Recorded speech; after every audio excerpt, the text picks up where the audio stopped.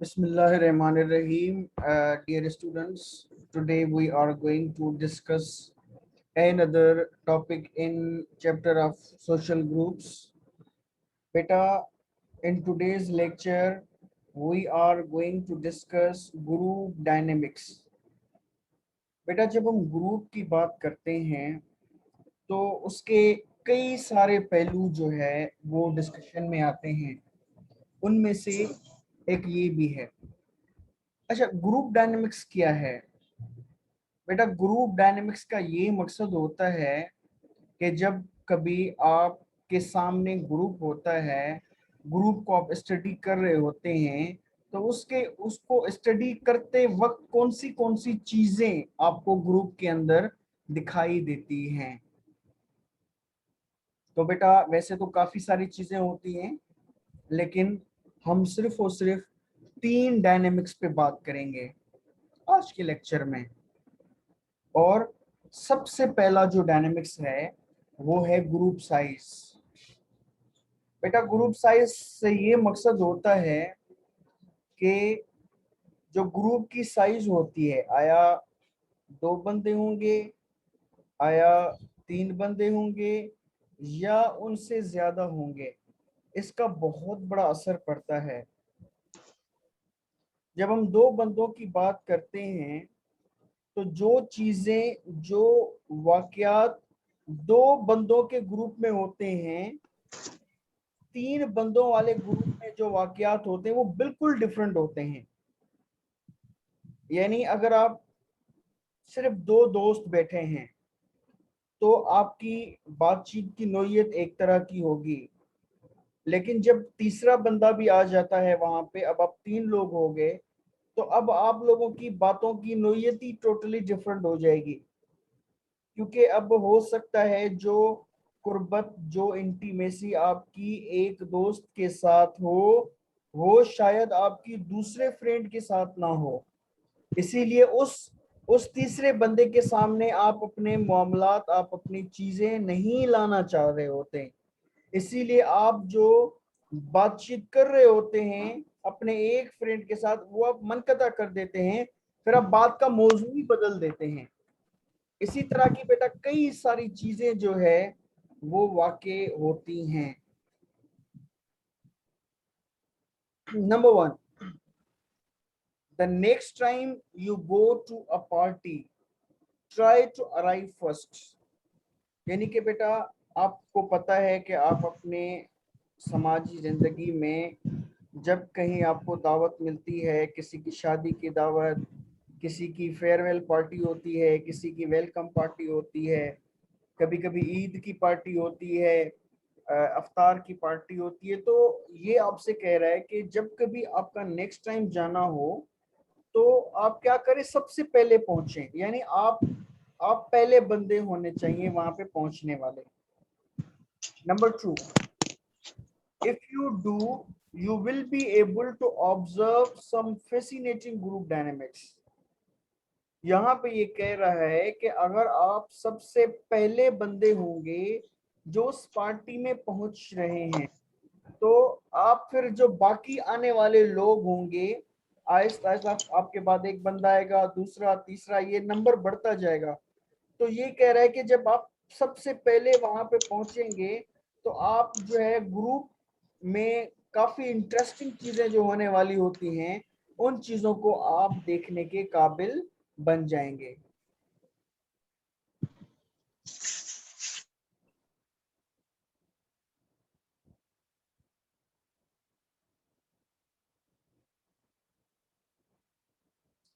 अच्छा, number 3, until about 6 people enter the room, every person who arrives usually joins in a single conversation. यानी कि बेटा आप पहले वहां पे मौजूद थे, आपके पास आपका कोई दूसरा फ्रेंड आ गया, उसने आपके साथ बातचीत करना शुरू कर दी।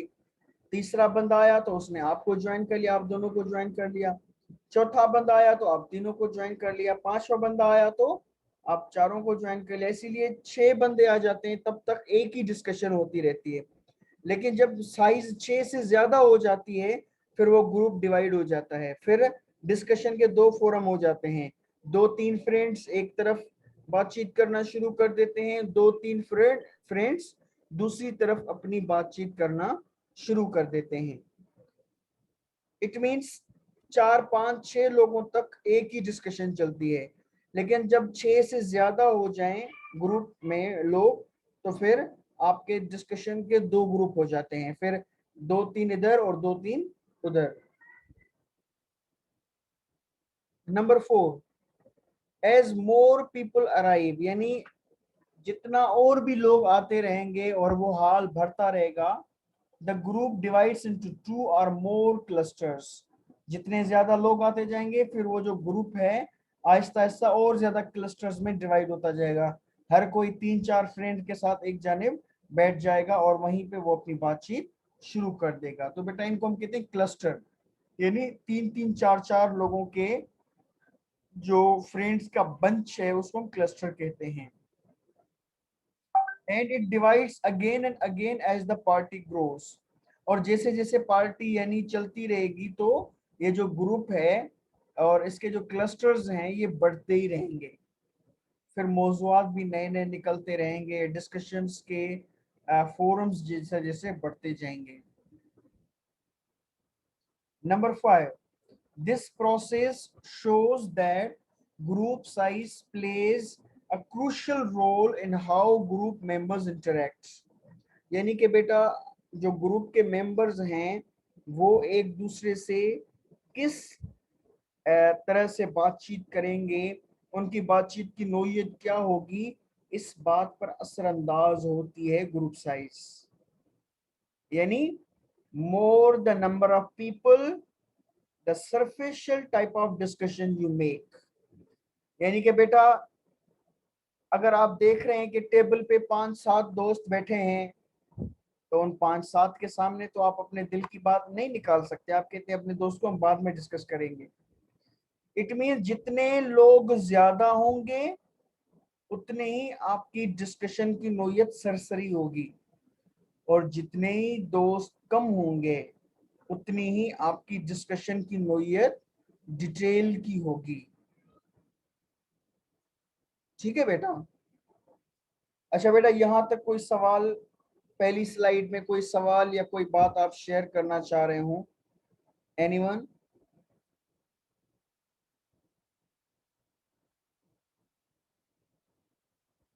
अच्छा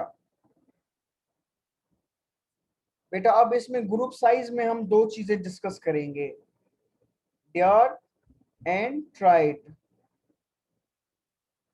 number 1, the German sociologist Simmel. बेटा ये डियर्ड कहते हैं दो बंदों का ग्रुप। अब ये कॉन्सेप्ट किसने दिया था? जर्मनी के सोशियोलॉजिस्ट जॉर्ज सिमिल सिमिल ने। Explore the dynamics in the smallest social groups. अब इस बंदे ने जब ऑब्जर्वेशंस की तो इसको ये चीजें दिखाई दी कि भाई जो फिनोमेनन 2 के ग्रुप में होती है वो 3 में नहीं होती। Number 2, Simmel use the term dyad. Dyad बेटा ग्रीक का वर्ड है जिसकी माना है पेयर, पेयर यानी जोड़ी। Simmel use the term dyad to designate a social group with 2 members. यानी डियाड एक ऐसा सोशल ग्रुप है जिसमें फकत और फकत 2 मेंबर्स होते हैं। Number 3, Simil explained that social interaction in a dry dyad is typically more intense। Intense यानी बेटा डीप, जिसको हम कहते हैं ना बहुत ही डीप में बातचीत करना, बहुत ही सेंसिटिव किस्म के टॉपिक उठाना। तो इसने कहा अगर इस तरह की यानी आपको बातचीत करनी है, अपने दिल का बोझ उतारना है, तो आप किसी एक बंदे के साथ बैठ जाएं। इस कैफियत में आप 5 5 7 7 फ्रेंड के सामने मत जाएं, वरना वो सारे आपकी बातों का मजाक उड़ाएंगे। ठीक है बेटा। तो दो बंदे जो होते हैं, दो बंदों की आपस में जो बीच बातचीत होती है, डिस्कशन होती है, इंटरेक्शन होता है, वो निहायती गहरा होता है, वो निहायती डीप होता है then in larger group, because neither member must share the others attention with anyone else. But actually क्या होता है कि अगर आप मिसाल के तौर पर, मैं एक टीचर हूँ, आप मेरे सामने बैठे हैं, अगर आप है फकत अकेले मेरे सामने बैठे हैं तो मेरा 100% अटेंशन आपको ही मिल रहा है। लेकिन अगर हम दोनों के दरमियान कोई तीसरा स्टूडेंट भी आ जाए, वो भी सवाल करना शुरू कर दे, तो अब क्या होगा, आपको 50% अटेंशन मिलेगा, दूसरे स्टूडेंट को भी 50% अटेंशन मिलेगा। इसी तरह तीसरा, चौथा, पांचवा, छठा बंदा, तो जितनी ग्रुप की साइज बढ़ती जाएगी उतना आपको जो अटेंशन मिल रहा था उसकी साइज कम होती जाएगी, आपको यानी फिर कम से कम अटेंशन मिल सकेगा। Number 4, but like a stool with only 2 legs, diets are unstable। यानी कि बेटा कभी कभी क्या होता है कि अगर दो दोस्त हों, फकत और फकत दो दोस्त हों, तो वो अनस्टेबल, यानी यहाँ पे ये बता रहा है कि अगर दो दोस्तों का ग्रुप है तो वो अनस्टेबल रहता है। जैसे अगर कोई स्टूल है, उसकी अगर दो टांगे हों तो वो दो टांगों पे खड़ा नहीं हो पाएगा स्टूल। इसीलिए ये कह रहा है कि जब तीन दोस्तों का ग्रुप होता है, अगर दो के दरमियान नाराजगी हो जाए तो तीसरा जो है वो उनके दरमियान यानी कि इंटरमीडिएरी बन जाता है, वो उनमें सुलह करवाता है। बाजुकत क्या होता है बेटा, ये जो हस्बैंड एंड वाइफ, इनके दरमियान में ये अब दो बंदों का ग्रुप है, ठीक है बेटा, डियाड इसको कहते हैं।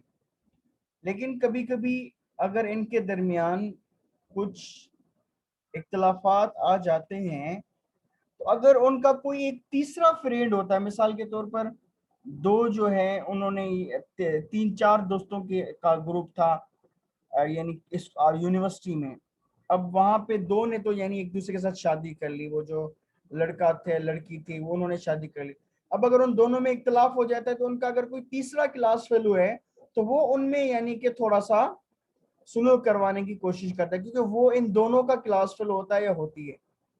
ठीक है बेटा, तो यहाँ पे हमने देखा कि जब तीन का ग्रुप होता है तो तीन के ग्रुप का हमें ये फायदा होता है कि जब दो के दरमियान में आपस में नाचाकी पैदा हो जाती है तो तीसरा जो होता है वो अपना रोल प्ले करके इन दो के दरमियान में सुलह की कोशिश करवाता है।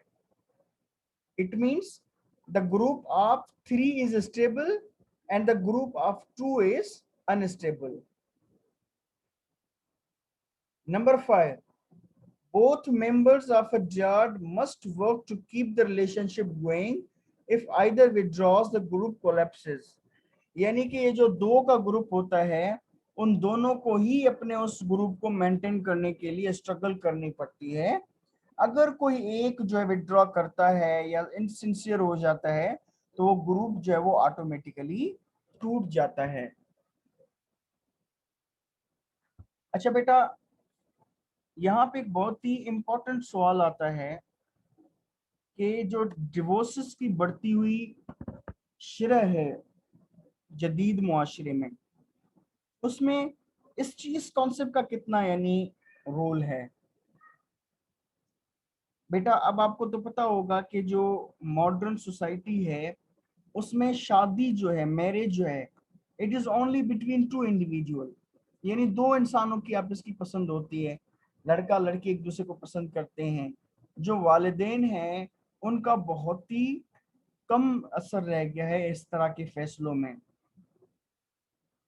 तो बेटा ट्रेडिशनल सोसाइटी में क्या होता है कि ये जो मैरिज है it is not only the matter of two individual but two families. अब उसमें क्या होता है, ये शादी का जो है ये सिर्फ शौहर और बीवी का आपस में नहीं होता, बल्कि खानदान के और लोग भी इन्वॉल्व होते हैं। तो अब आप यूं ना समझिए कि ये जो शादी सिर्फ दो बंदों की है, बल्कि शादी दो खानदानों के दरमियान एक मुआहिदा होता है। अब दो के दरमियान अगर कभी कोई इस तरह का झगड़ा हो जाता है, नाचाकी हो जाती है, तो दरमियान में खानदान कूद आता है और खानदान इन्वॉल्व होता है और खानदान जो है इन दोनों को आपस में सुलह करने पे मजबूर कर देता है। बेटा इसीलिए आप देखेंगे कि जो ट्रेडिशनल सोसाइटीज हैं उनमें डिवोर्स की शरह बहुत ही कम है। लेकिन मॉडर्न सोसाइटीज में डिवोर्स की शरह जो है वो बहुत ही ज्यादा है। अच्छा बेटा, उसके बाद द ट्राइड। बेटा द ट्राइड कहते हैं तीन लोगों के ग्रुप को, यानी ऐसा ग्रुप जिसमें तीन लोग होते हैं उनको हम ट्राइड कहते हैं। Number one, simile also studied the tried a social group with three members. यानी बेटा सिमिल ने सिर्फ दो बंदों के ग्रुप को नहीं डिस्कस किया बल्कि तीन के ग्रुप को भी उसने डिस्कस किया। Number two, a triad is more stable than a dyad because one member can act as mediator if relations between the other two become strained। यानी कि बेटा दो के दरमियान जो ताल्लुक होता है वो उतना ज्यादा मजबूत नहीं होता जितना तीन के दरमियान होता है, क्योंकि जो तीसरा बंदा है वो हमेशा यानी कि रोल प्ले करता है दोनों को आपस में, यानी जो है उनके ताल्लुक को मजबूत बनाने के लिए। बेटा एक मैं आपको मिसाल देता हूं, अक्सर आप लोगों ने ये सुना होगा कि जो बच्चा है, बच्चे की पैदाइश के बाद जो मियाँ और बीवी का आपस में ताल्लुक है वो मजबूत हो जाता है। यानी कि जब वो सिर्फ दो बंदे थे तो इतना मजबूत नहीं था, बल्कि तीसरे के आने से उनका ताल्लुक मजबूत हो गया। क्यों? क्योंकि अब चाहे औरत कहती है कि भाई शोहर चाहे कैसा भी हो लेकिन है तो मेरे बच्चे का बाप, और शोहर कहता है कि भाई वो बीवी चाहे कैसी भी हो लेकिन मेरे बच्चे की माँ है। तो बच्चा जो है वो इन दोनों को जोड़ के रखता है। तो तीसरे बंदे ने आपने देखा कि यहाँ पे आकर जोड़ के रखता है इन दोनों को। Number three, this analysis of group dynamics helps explain why members of dyad says spouses having conflict often seek out a third person such as marriage counselor to discuss tension between them। बेटा आपने यहाँ पे एक नया word सुना है, marriage counsellor. बेटा हमारे पास तो ये कॉन्सेप्ट नहीं है, लेकिन मगरबी मुआशरों में जहाँ पे सोशल साइंस ने बहुत तरक्की की है वहां पे ये आपको चीज देखने को मिलेगी। वहां पे क्या होता है बेटा, जो अ, बीवी और शोहर के दरमियान अगर कुछ ना इत्तेफाकियां पैदा हो जाएं तो वो डायरेक्टली तलाक देने और लेने के बजाय मैरिज काउंसलर से रुजू करते हैं। वो इनसे वजूहात जानने की कोशिश करता है क्या वजह है, फिर वो दोनों को रिकमेंडेशन देता है, सजेशन देता है कि भाई आपका यहाँ इन इन चीजों में आपका कसूर है। फिर बीवी को कहता है भाई इन इन बातों में आपका कसूर है, अगर आप इन चीजों को ठीक करेंगे तो आपका ताल्लुक फिर से अच्छा हो जाएगा। यानी ये एक तरह का डॉक्टर होता है जो आपकी शादी में बीमारी आ जाती है उस बीमारियों को दूर करने में ये मदद करता है। तो आपने देखा कि जब दो बंदे होते हैं तो वो एक दूसरे के प्रॉब्लम्स को नहीं समझ सकते, लेकिन जब तीसरा बंदा आता है तो वो उनको समझा जाता है कि भाई इश्यूज क्या हैं आप लोगों के।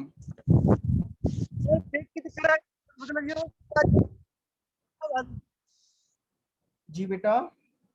राम जी खत्ती बदन में तो के ऊपर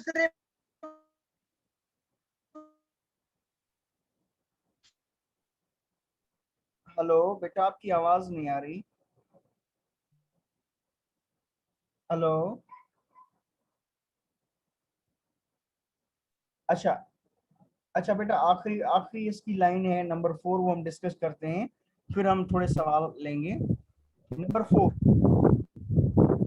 on the other hand, two of the three can pair up to praise their views on the third, or two may intensify their relationship, leaving the other feeling left out।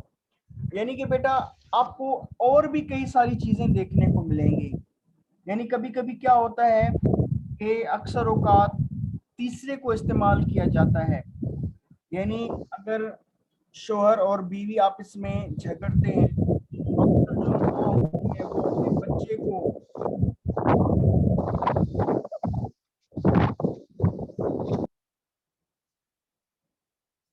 वो माँ क्या करती है अपने बच्चे को अपनी तरफ करने की कोशिश करती है ताकि हम दो हो जाएं और हम उसको अकेला कर लें। ठीक है बेटा। इसी तरह शोहर जो अपने बच्चे को अपने माँ के खिलाफ कर देता है, तो तीसरे को फिर इस्तेमाल करने की भी कोशिश होती है कि हम दो हो जाएं, ताकि हम तीसरे बंदे को जो है वो हम डिफीट कर सकें। ठीक है बेटा। अच्छा बेटा, उसके अलावा एक और बात यहाँ पे मैं डिस्कस करना जरूरी समझता हूँ। अक्सर औकात आपने ये सुना होगा कि जब कभी किसी मजलिस में आप बैठे हों, अगर आप 3 जने हों, तो 2 जने एक दूसरे के कान में सरगोशियों में बातें ना करें, क्योंकि ये चीज तीसरे को शक्कू को शुबहात में डाल देगी कि भाई ये शायद मेरे खिलाफ बातचीत कर रहे हैं। तो बेटा ये सारी चीजें हैं जो 3 के ग्रुप में होती हैं, जिसको हम ट्राइड कहते हैं। जी बेटा, आप कोई सवाल करना चाह रहे हो या कोई बात ऐड करना चाह रहे हो इट्स ट्राइड और ड्राइड के बारे में, तो यू कैन। हेलो। जी बेटा। मोहम्मद अवेस।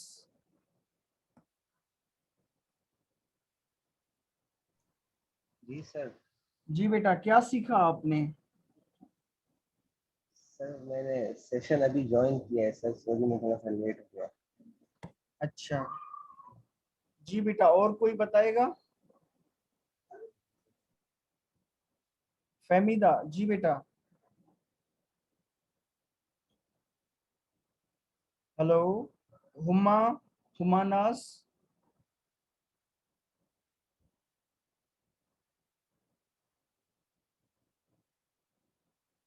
बेटा, ट्राइड और ड्राइड के बारे में कोई सवाल पूछना चाहेंगे या कोई बात डिस्कस करना चाहेंगे? सर मैं जी जी।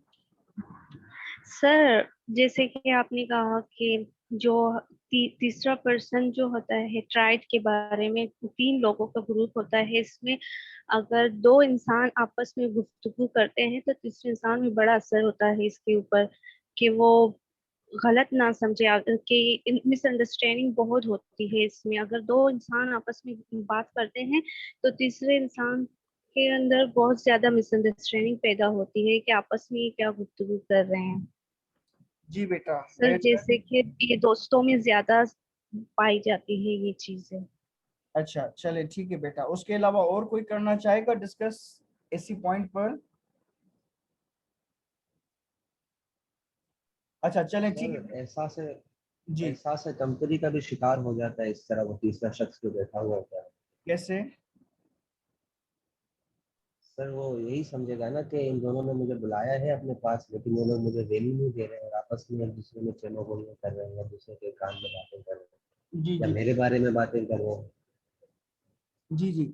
अच्छा बेटा, अक्सर आप लोगों ने सुना होगा कि हम चूंकि मुसलमान मुआशरा है हमारा, तो हमारा मजहब जो है वो पोलीगेमी की इजाज़त देता है, यानी 2 और 2 से ज़्यादा शादियों की इजाज़त देता है।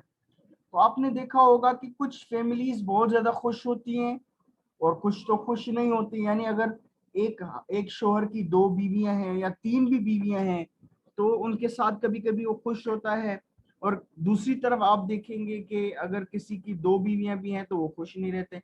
तो बेटा, इन सारे मामलात में भी ये जो ट्राइड और ड्राइड के जो उसूल हैं वो लागू होते हैं। ठीक है बेटा।